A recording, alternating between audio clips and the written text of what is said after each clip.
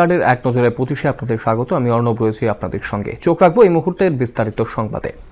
Vote গণনার আগে রাজ্যে অশান্তির পরিবেশ সৃষ্টি করতে চাইছে কংগ্রেস এবং সিপিএম। বিরোধীদের ফাঁদে পা না দিতে দলীয় কর্মী সমর্থকদের প্রতি জানালেন প্রদেশ বিজেপির সভাপতি রাজীব ভট্টাচার্য। এদিন এক সাংবাদিক সম্মেলনে এই আহ্বান জানান বিজেপির রাজ্য সভাপতি। আজকে কংগ্রেস এবং কমিউনিস্টরা বিগত 2 দিন যাবৎ এই ত্রিপুরা রাজ্যে রাজনৈতিক হিংসা, রাজনৈতিক প্রতিহিংসা,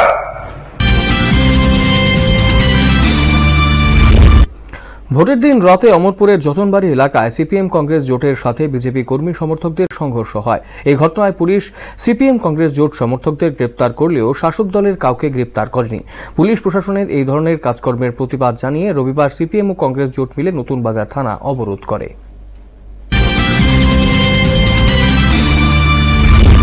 চরিলাম বিধানসভা কেন্দ্রে বেশ কিছু বাম ও কংগ্রেস কর্মীদের উপর আক্রমণ চালানো হয়। বিজেপির কর্মীরাই এই আক্রমণ চালায় বলে অভিযোগ। রবিবার আক্রান্তদের দেখতে গেলেন কংগ্রেস প্রার্থী অশোক দেববর্মা, সাথে ছিলেন সিপাহীজলা জেলা কংগ্রেস সভাপতি গোপীনাথ সাহা সহ বাম নেতৃবৃন্দ।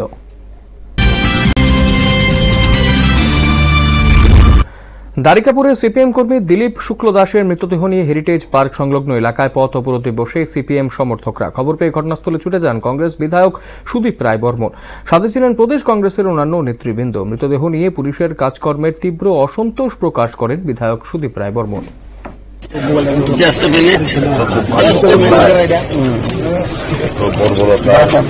বর্বরতার যুগের বহিঃপ্রকাশ। কেউ মারা যাবে, পার্টির নেতৃত্ব তাকে সম্মান জানাতে পারবে না, তাদেরকে ডেপুটিকে পার্টি হেডকোয়ার্টারে যেতে দেবে না। এটা তো বর্বরতার যুগে যা হয়ে আসছে সেটাই হচ্ছে। তালিবানরা যদি পাকিস্তানেরও দখল নিয়ে নেয় তাতে অবাক হবেন না তাসলিমা নাসরিন। সম্প্রতি পাকিস্তানি তালিবান একের পর এক হামলায় বিপর্যস্ত ইসলামাবাদ। কখনো মসজিদে তো কখনো পুলিশ ক্যাম্পে হামলা চালাচ্ছে তারা। তালিবানদের এই হামলা ঠেকাতে কার্যত ব্যর্থ হচ্ছে শাহবাজ শরীফের প্রশাসন।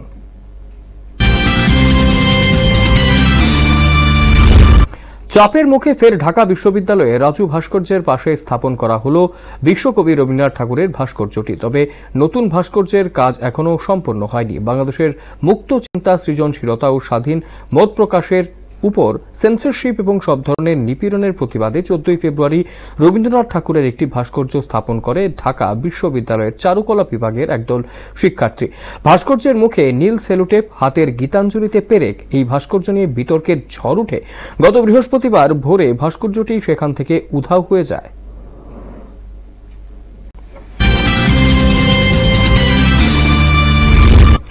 কাজের প্রতি প্রবল দায়িত্ববোধ থাকলেই বোধহয় এমনটা হওয়া সম্ভব। রোদ, বৃষ্টি, শীত উপেক্ষা করে ছুটিহীন সেবা দিয়ে চলেছেন বাংলাদেশের ঝিনাইদহের সাত্তালপুর রেলগেটের প্রহরী ফাতেমা খাতুন সুমি। গেটকিপারের কাজ করতে গিয়ে তিনি গত 3 বছর একদিনও ছুটি নেননি। কাজের সাথে সামলাচ্ছেন নিজের সংসারও। ক্লান্তির কোনো চিহ্ন নেই তার দেহে ও মনে।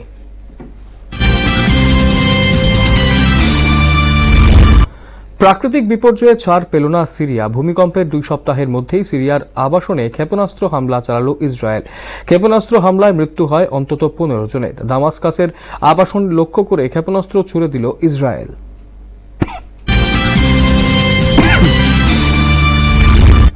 ক্রিকেটের নন্দনকানন ইডেনের স্বপ্নভঙ্গ হল বঙ্গ ক্রিকেট প্রেমীদের। সৌরাষ্ট্রের কাছে অসহায় আত্মসমর্পণ করে রঞ্জি জয়ের স্বপ্ন ছারখার হয়ে গেল বাংলার। দ্বিতীয় ইনিংসে বাংলা 241 রান তোলে। সৌরাষ্ট্রের কাছে প্রয়োজন ছিল জয়ের জন্য 12 রান।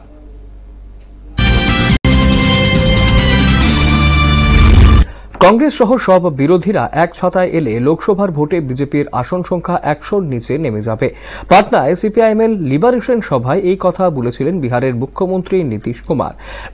নীতিশ কুমারের পাল্টা জবাব ছিল বিজেপির প্রবীণ নেতা রবিশঙ্কর প্রসাদ নীতিশ কুমারকে কটাক্ষ করে বলেন, দিবা স্বপ্ন দেখতে কোনো ভুল নেই। তিনি আরও জানান, বর্তমানে বিহারে নীতিশ কুমারের দলের অবস্থা ভালো নয়।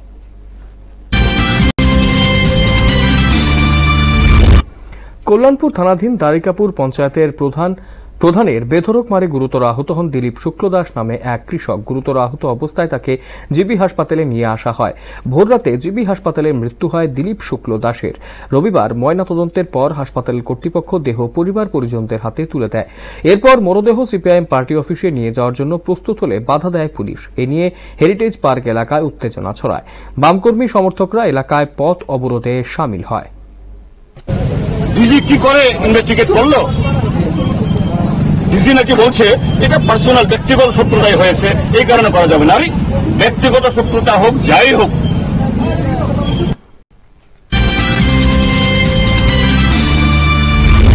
শনিবার বিশালগড় কেন্দ্রে তিপ্রামথা প্রার্থী শাহ আলম মিয়ার গাড়ি ভাঙচুরের ঘটনা ঘটে। এই ঘটনায় বিশালগড় থানার পুলিশ সাজু মিয়া ওরফে মঙ্গল নামে এক অভিযুক্তকে গ্রেপ্তার করেছে।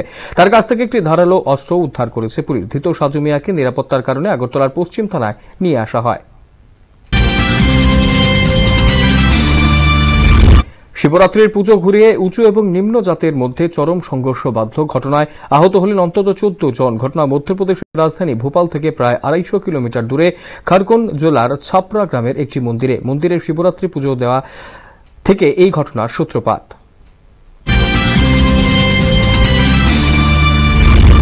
তেরোগ্রাম হেরোইন সহ 2 ড্রাগ পাচারকারীকে গ্রেপ্তার করেছে পূর্ব থানার পুলিশ। শনিবার রাতে প্রতাপগড় স্টিল ব্রিজ সংলগ্ন এলাকা থেকে তাদের গ্রেপ্তার করা হয়। ধৃতরা হল পিন্টু মিয়া এবং সোহাগ মিয়া।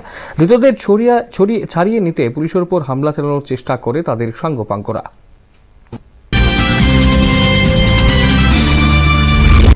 রাজ্যে ভোট উত্তর সন্ত্রাস চলছে। শনিবার রাতে তিলিয়ামুড়া মহকুমার কৃষ্ণপুর বিধানসভা কেন্দ্রের একটি বিজেপি বুথ অফিসে দুষ্কৃতীরা আগুন জ্বালিয়ে দেয়। ঘটনা মাইগঙ্গা পুকুইবাড়ি এলাকায়। বিজেপি দলের বুথ অফিসে লেলিহান আগুনের শিখা দেখতে পেয়ে এলাকাবাসী ছুটে আসেন এবং আগুন নিয়ন্ত্রণে আনতে সক্ষম হন। খবর পেয়ে ঘটনাস্থলে পৌঁছায় তেলিয়ামুড়া থানার পুলিশ।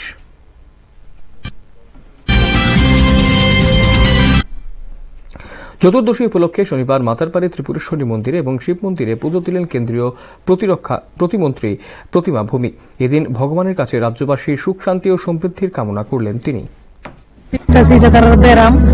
ব্যারামটা এখন সিপিএম এর মধ্যে সংক্রমণ হয়েছে। আমি আপনাদের মাধ্যমে রাজ্যের গোটা রাজ্যবাসীকে এবং আমার দলের যারা কার্যকর্তা তাদেরকে।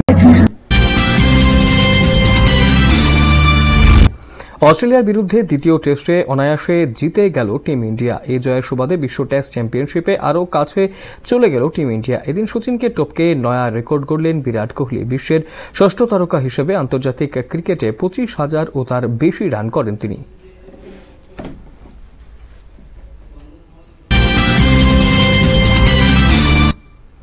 মেলাঘরে গোমতী নদীর এক মৎস্য শিকারীর জলে ধরা পড়ল 13 কেজি ওজনের বোয়াল মাছ। এত বড় বোয়াল মাছ দেখতে নদীর চরে ভিড় জমান স্থানীয় জনগণ। মাছটি হারাধন কর নামে এক মৎস্য ব্যবসায়ীর কাছে 700 টাকা কেজি দরে বিক্রি করে দেওয়া হয়। কত করে? 800 করে। বিধ্বংসী অগ্নিকাণ্ডে পুড়ে ছাই একটি দোকানঘর। ঘটনা শনিবার রাতে সোনামুড়া থানাধীন শ্রীমন্তপুর বিওপি সংলগ্ন এলাকায় আলকাস মিয়ার দোকানে আগুন দেখতে পেয়ে ছুটে আসেন পার্শ্ববর্তী বিএসএফ জওয়ানরা। বিএসএফ জওয়ানরা প্রাথমিকভাবেই তারা আগুন নেভানোর চেষ্টা করেন। বৈদ্যুতিক শর্ট সার্কিট থেকেই অগ্নিকাণ্ডের সূত্রপাত বলে দমকল কর্মীদের প্রাথমিক অনুমান।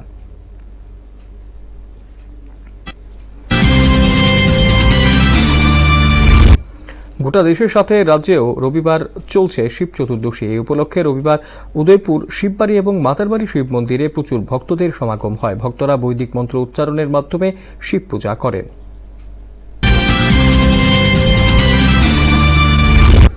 নির্বাচন দপ্তর এবং পুলিশ প্রশাসনের উদ্যোগে গ্রহণের পরও বিশালগড় বিধানসভা কেন্দ্রের বিভিন্ন স্থানে চলছে ভোট উত্তর রাজনৈতিক সন্ত্রাস। বিশালগড় নেহাল চন্দ্রনগর বেশ কয়েকটি বাম কর্মী সমর্থকদের বাড়িঘরে আক্রমণ হয়। শনিবার আক্রান্ত বাম কর্মী সমর্থকদের দেখতে যান প্রদেশ কংগ্রেস নেতৃত্ব তথা বিধায়ক সুদীপ রায় বর্মন। 2 দফায় না 3 দফায় নির্বাচন হবে, হলো না। সারা রাজ্যের সাথে সাবরুমেও পালিত হল মহাশিবরাত্রি বা শিব চতুর্দশী। উপলক্ষে রবিবার সকাল থেকে সাবরুমের দৈত্যেশ্বরী কালীবাড়িতে ভক্তবৃন্দের সমাগম ছিল লক্ষণীয়। শিব ভক্তরা এদিন ডাবের জল, দুধ, বেলপাতা ইত্যাদি দিয়ে শিব ঠাকুরের আরাধনা করলেন। পরিবারের সার্বিক মঙ্গল কামনাই ছিল ভক্তদের মূল লক্ষ্য।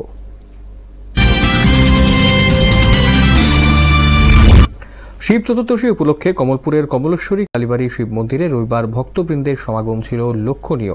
বহুদূর দূরান্ত থেকে ভক্তরা এসে শিব ঠাকুরের পুজো দেন। উল্লেখ্য, সম্প্রতি কমলপুর কমলেশ্বরী কালীবাড়ি প্রাঙ্গণে সুবিশাল শিব মন্দির প্রতিষ্ঠা করা হয়।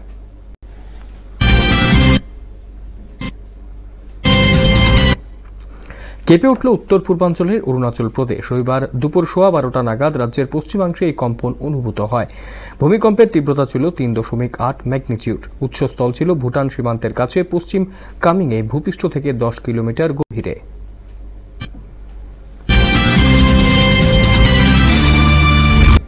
ভারত পাকিস্তান সীমান্ত লাগোয়া রাজস্থানের গ্রাম কুমহারু। রাতের অন্ধকারে এই গ্রামে প্রেমিকার সঙ্গে দেখা করতে গিয়েছিলেন গেমরা রাম নামে প্রেমিক, কিন্তু প্রেমিকার বাড়ির লোকজন তারাকে অন্ধকারে রাস্তা হারিয়ে পাকিস্তানে চলে যান গেমরা রাম।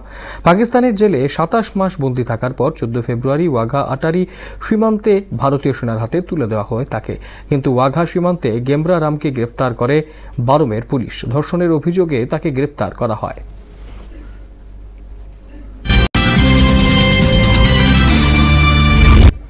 এখনকার মতো এক নজরে 25 এই পর্যন্তই। পরবর্তী লেটেস্ট নিউজ আপডেট দেখতে শুধুমাত্র চোখ রাখবেন নিউজ ভ্যানগার্ডের পর্দায়। নমস্কার।